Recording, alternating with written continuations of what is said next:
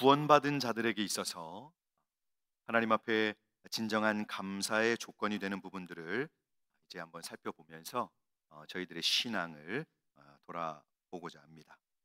그것은 바로 세상에서 하나님 없이 살던 저희 각 사람이 이제 예수 믿고 교회로 들어와 보니 이제는 공통된 하나님의 자녀로서의 특징들을 갖게 된 것을 이 시간을 통해서 한번 생각해 보고자 하는 것입니다. 바로 우리를 거듭나게 하셔서 비록 이 땅에 살지만 하나님 백성들의 신령한 모습을 실제적으로 소유하고 살도록 그렇게 이제 하나님께서 놀라운 은혜를 베풀어 주신 그 증거를 이 시간 한번 생각해 보고자 하는 것입니다.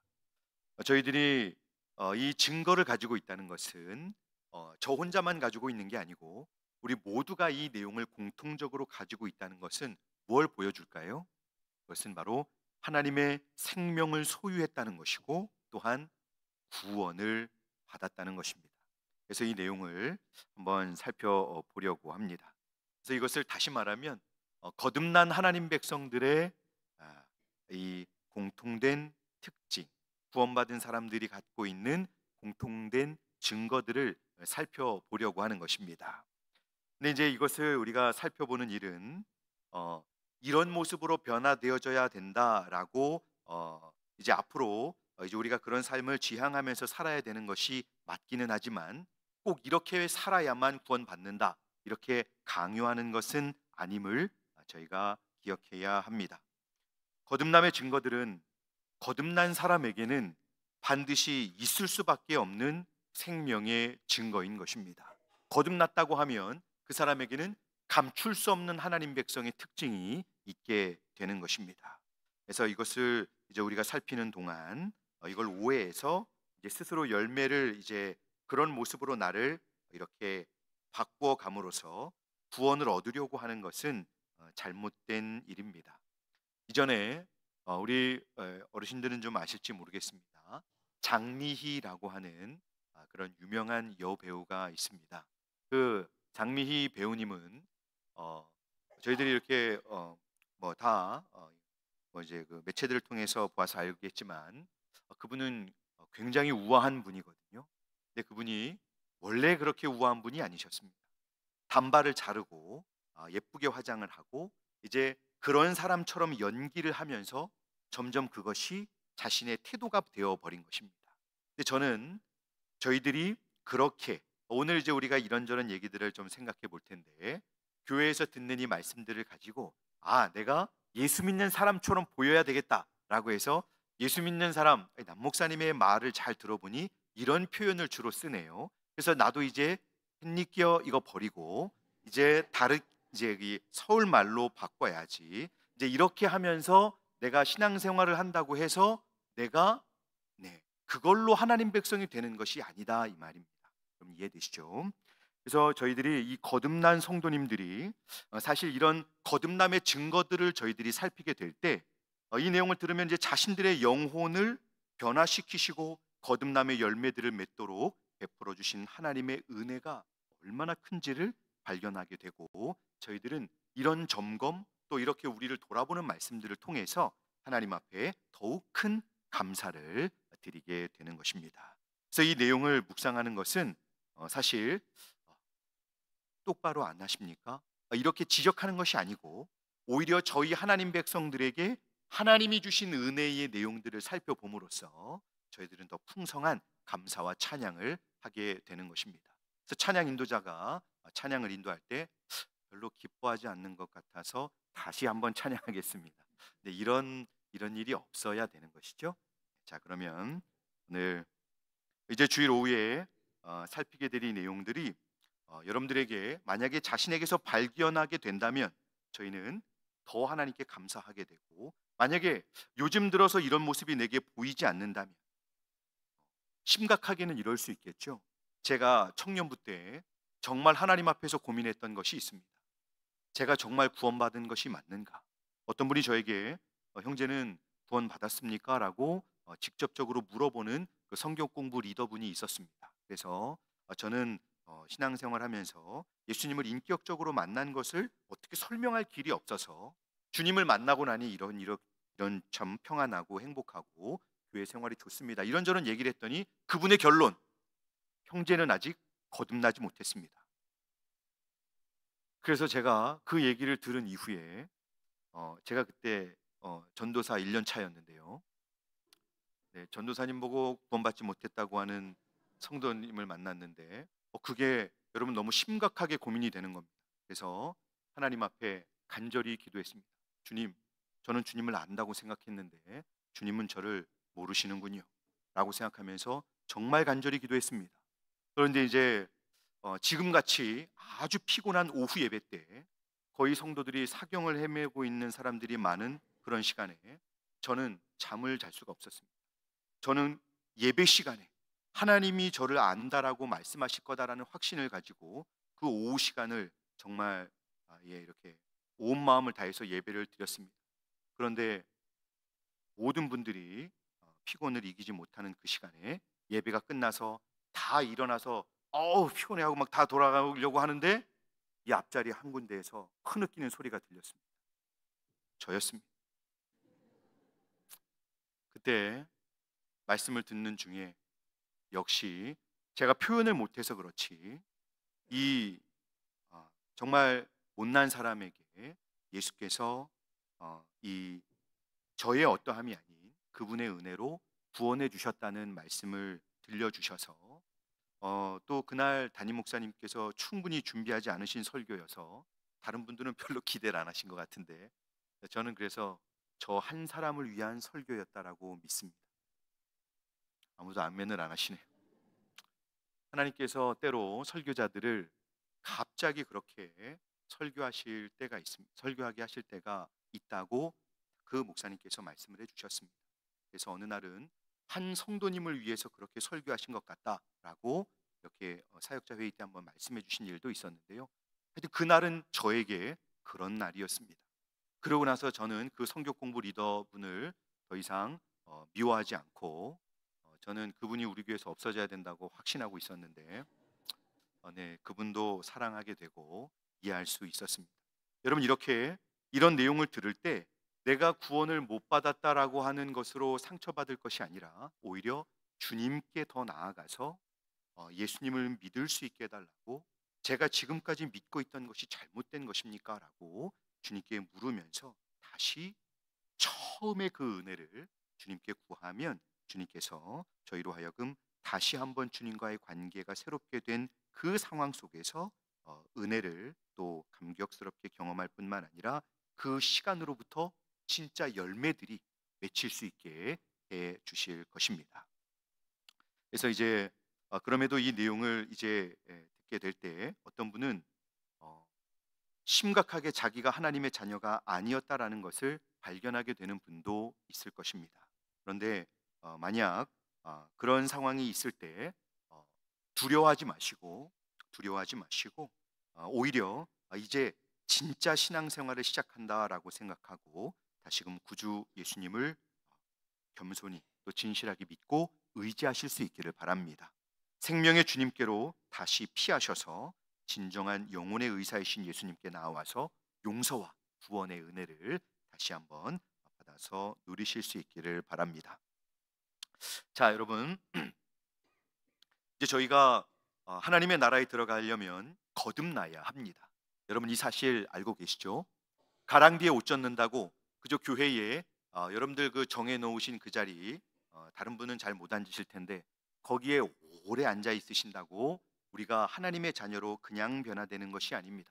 신앙은 이 거듭남과 구원은 가랑비에 옷 젖듯이 그냥 오래 교회만 다니면 내가 자연스럽게 변화되는 것이 아닙니다. 하나님의 나라에 들어가려면 반드시 거듭나야 합니다.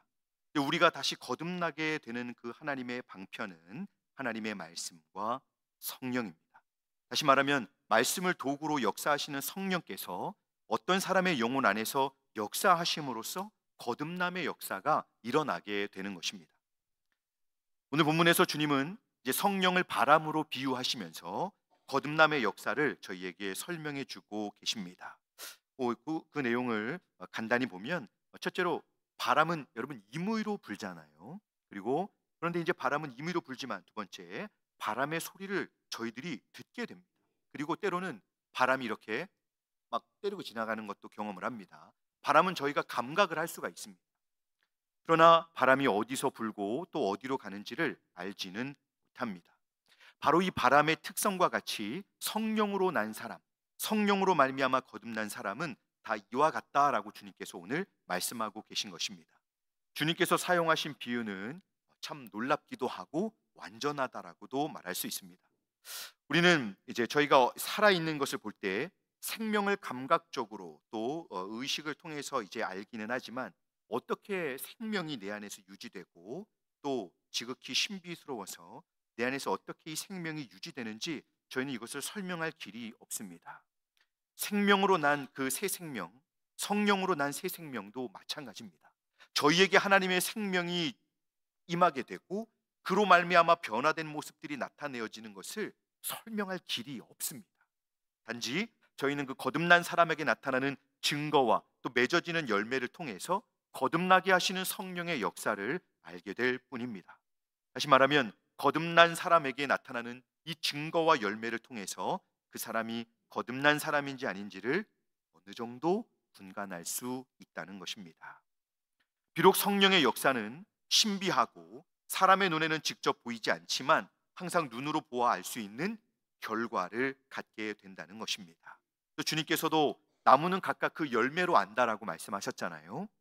이 나무가 포도나무인지 사과나무인지 맺혀진 열매를 통해서 안다고 그렇게 이제 저희들이 알고 있습니다.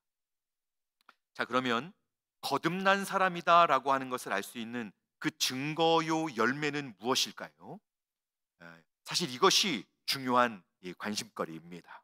저도 이것이 알고 싶어서 정말 이것에 대한 이 간절한 그런 어떤 이 추구를 엄청 이렇게 열심히 했던 적이 있었습니다.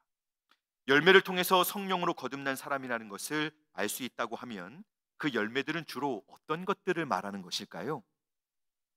이에 대해서 마치 정확한 답을 말하듯이 몇 가지로 한정하여서 말할 수는 없을 것입니다.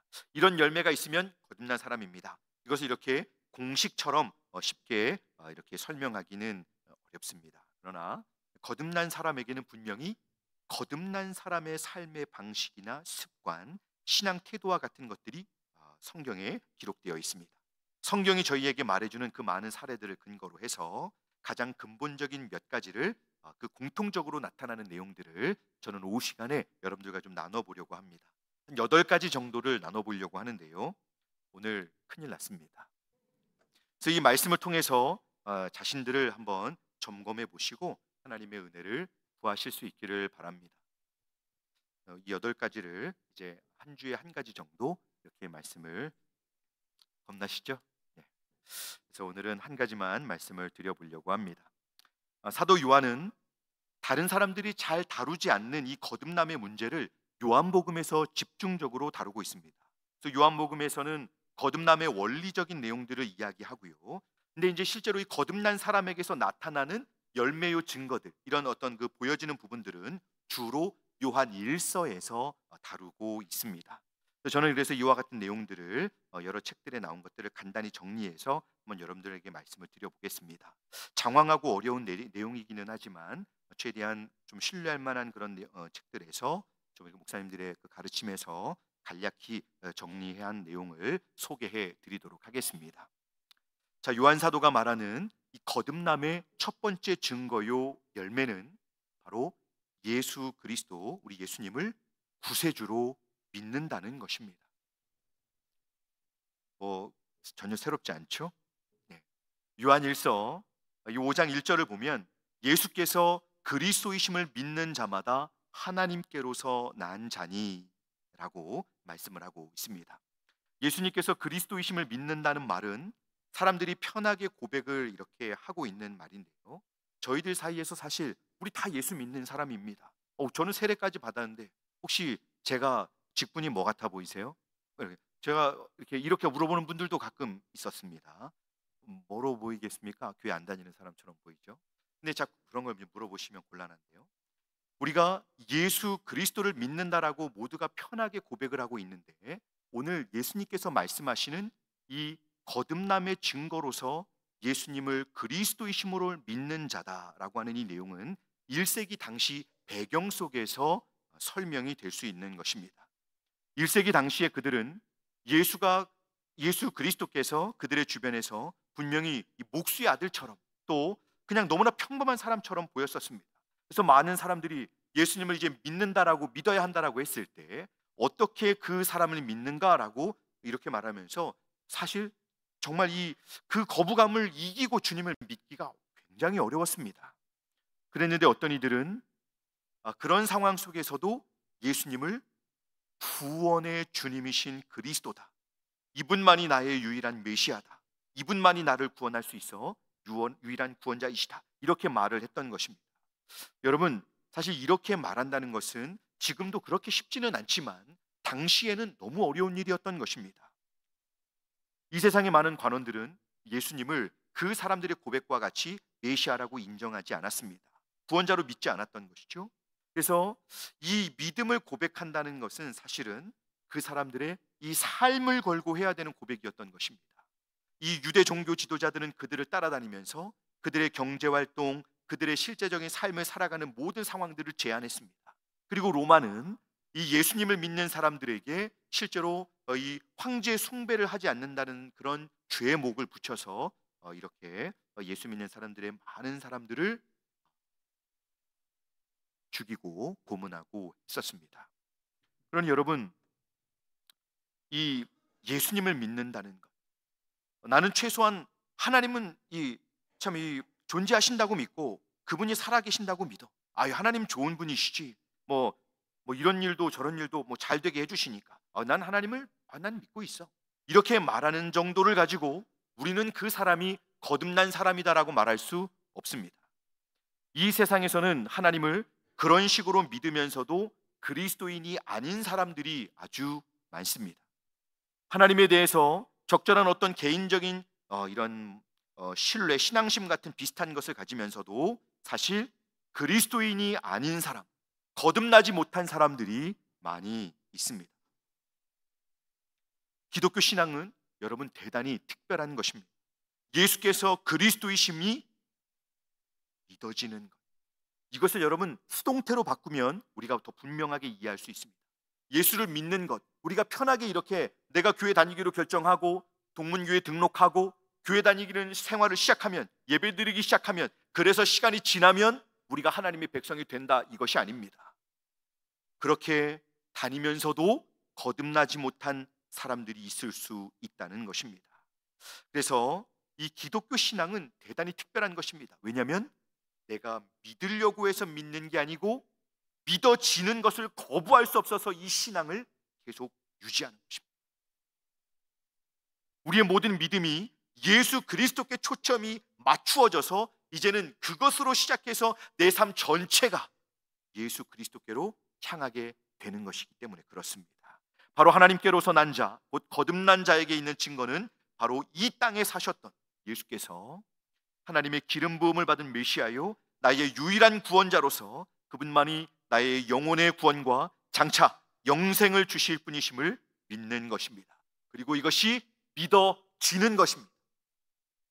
오직 예수 그리스도 안에서, 그리고 그분을 통해서만 죄 사함을 얻고 구원을 받았다는 것이 정말 이렇게 부인할 수 없는 사실이 되어서 신앙을 고백하는 사람, 이 사람이 구원받은 사람입니다.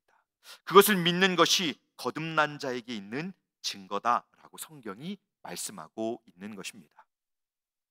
여러분들이 이것을 믿고 싶다고 해서 믿게 되는 것은 아닙니다. 그래도 저희가 이렇게 적극적으로 긍정적으로 믿고자 하는 마음으로 주님께 신앙을 고백하는 것은 중요합니다.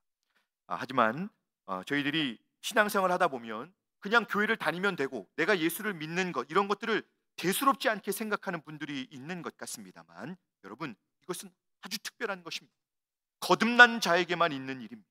그래서 거듭나지 아니하면 예수 그리스도로 말미암아 나의 죄가 없게 되었다는 것, 내가 의롭게 되었다는 것, 그리고 내가 장차 죄로부터 구원받으며 이 죄로 말미암아 임하게 될 하나님의 심판에서 내가 건지움을 받았다는 이 사실이 믿어지는 것, 이것이 거듭난 자에게 있는 아주 강력한 특징이 되는 것입니다. 근데 여러분, 거듭나지 않으면 이것이 믿어지지 않는 것이죠. 예수님의 구원 때문에, 흔들릴 수 없는 이 구원 때문에 저희 모두가 예수님이 나의 구주입니다라고 고백할 수 있어야 한다는 것입니다. 그래서 요한 사도는 예수께서 그리스도이심을 믿는 자가 하나님께로서 난 자다라고 말씀하고 있는 것입니다. 그래서 그리스도 대신 다른 어떤 것을 믿을 수 있는지, 아니면 주님을 섬기는 일에 있어서 때로 저희는 실수할 수도 있고 잘못된 선택을 할 수도 있습니다만, 그 사람의 중심 깊은 곳에는 부인할 수 없이 오직 예수 그리스도께서 우리의 모든 것이 되신다는 것, 그것이 너무 생생하게 살아있다는 것.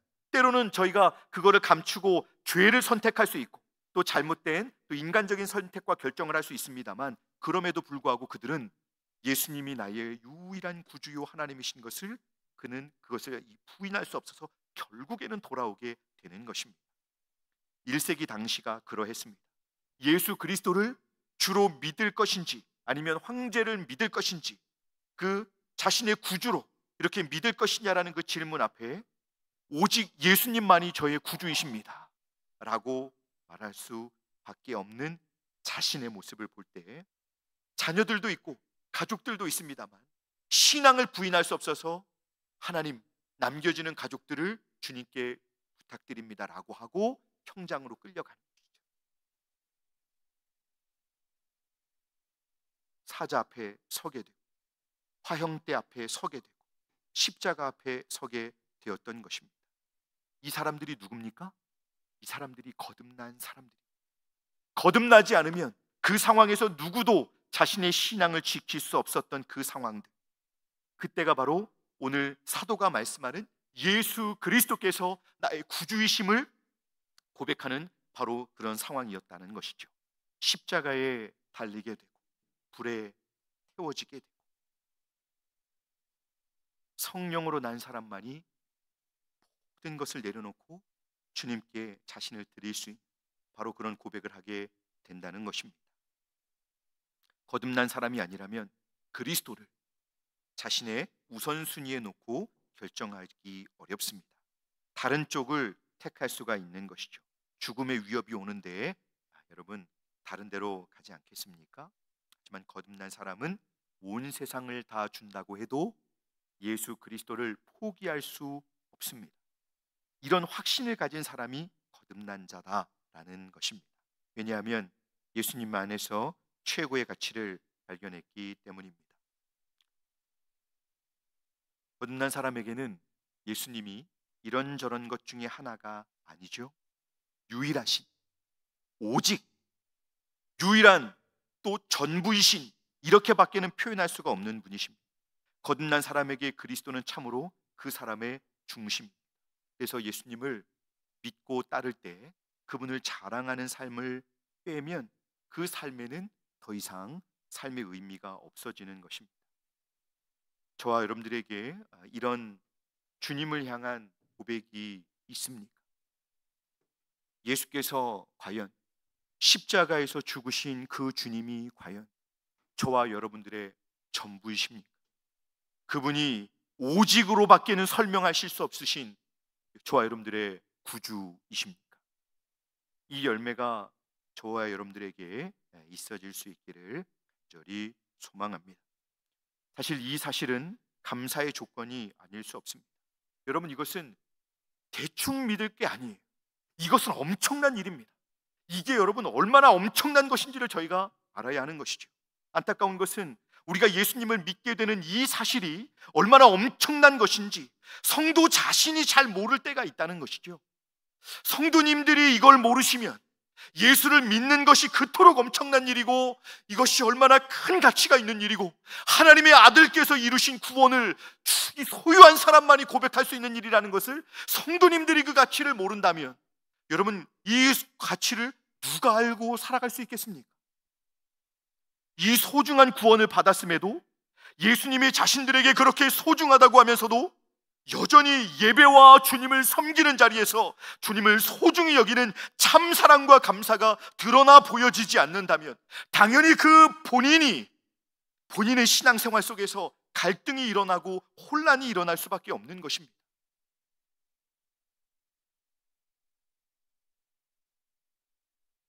본인뿐만 아니라 주변 사람들도 모두 의문을 갖게 되는 것이죠.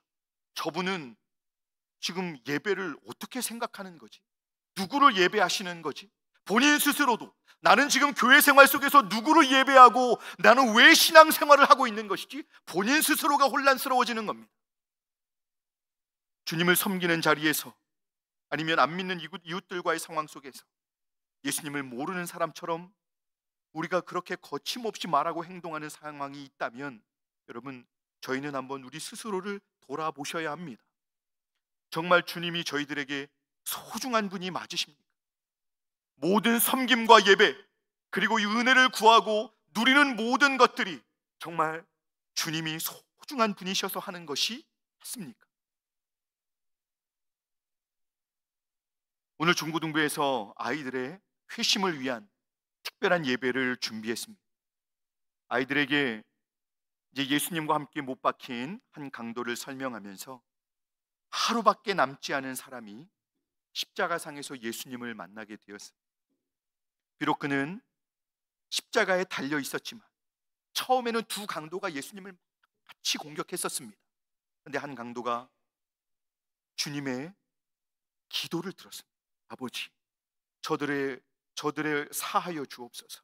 자기들이 하는 일을 알지 못한 이 주님의 기도를 듣고 주님의 모습을 보니 본인들 같이 악에 바쳐서 이 분을 쏟아내고 악한 말들을 쏟아내던 자기와 달리 모든 것을 감내해내시면서 악함과 분함이 없이, 물론 예수님은 극도로 고통스러우셨죠. 가시관까지 쓰시고, 그럼에도 그분에게서 볼 수 없었던, 세상에서는 볼 수 없고 자신과 자신의 동료에게 볼 수 없었던 하나님의 그 영광을 보고 그는 예수님이 자기들과 다른 분이심을 알게 돼서 이제는 예수님을 향해서 악한 말을 쏟아놓는 다른 강도에게 주님을 변호하게 되고, 마지막에 주님 나라 임하실 때 자신을 기억해달라고, 기억만 해주십시오, 나 같은 죄인, 정말 부끄러운 죄인 기억만 해주십시오 라고 뉘우치면서 고백한 것을, 그 말씀을 나누었습니다. 그래서 주님을 믿을 때, 주님께 대한 믿음을 점검할 때 미루지 말자고 이야기했습니다. 오늘 주님의 이 소중한 부르심과 은혜에 오늘 반응해야 한다. 우리 친구들이 예수님을 이렇게 믿기 위해서 또 예배에 와 있는데, 주님이 오늘 우리를 부르실 때 우리는 오늘 주님의 말씀에 응답해야 하고, 주님을 오늘 믿어야 하고, 오늘 우리는 회심할 수 있도록 은혜를 구해야 된다라고 그렇게 말씀을 전했습니다. 이제 선생님들은, 저는 설교를 하고 선생님들은 연극을 준비했습니다. 마귀들이 회의를 하는 연극을 준비했습니다. 선생님들이 이렇게 앞자리에 나와서 삥 둘러 앉아서 회의를 했습니다. 동문교회 아이들이 회심을 위해서 이제 사역을 시작했다는데 우리가 빨리 회의를 좀 해야 되지 않겠냐고 마귀들이 모였습니다. 선생님들이 모였습니다. 그래서 그 선생님들이 이제 회의를 했습니다. 선생님들이 회의를 했는데, 마귀들이 회의를 했는데, 이제 한 분이 아주 놀라운 답변을 제시했습니다. 아이들의 회심을 미룰 수 있는 방법이 뭘까요? 오늘 믿고 오늘 회심하고 오늘 회개하는 일을 오늘까지는 피곤하니까 내일 해. 이게 사단이 제시하는 방법입니다. 오늘 안 해도 된다는 것이죠. 여러분, 아닙니다. 내일이 우리에게 올 수 있을까요? 내일이 여러분 하나님의 특별한 새로운 은혜로 주어지는 한 날인데 내일이 안 주어질 수 있습니다. 그래서 저희는 오늘 주시는 기회에 자신의 신앙을 점검할 수 있어야 한다는 것이죠. 그래서 선생님들의 그 연극의 도움을 받아서 아이들에게 한 번 더 오늘 주님을 믿고 회심하고 주님께 구원의 은혜를 구해야 된다는 말씀을 전하고 기도했습니다. 저희는 예수님께서 저희에게 어떤 분이신지를 다시 확인해야 합니다. 예수님이 나를 대신하여 십자가에서 죽으시고 이렇게 부족하고 못난 사람을 위해 죽으시고 부활하셨다는 것이 여러분 믿어져야 합니다. 그리고 그 주님이 너무 소중하고 그 주님 주신 믿음이 그 사랑이 너무 소중하고 그 은혜와 사랑에 감사하고 감격하는 마음으로 우리는 예배하고 주님 앞에 믿음의 삶을 믿음의 반응을 우리는 보여드릴 수 있어야 하는 것입니다. 이 믿음을 소유하고 그 믿음으로 인하여 이제는 내 삶이 그토록 소중한 주님의 다스리심과 인도하심을 받는다. 그래서 하나님의 이름과 영광을 생명처럼 여기며 살 수 있다면 바로 그것이 성령께서 주신 구원의 증거가 되는 것입니다. 내가 만든 것도 다른 사람이 준 것도 아니죠.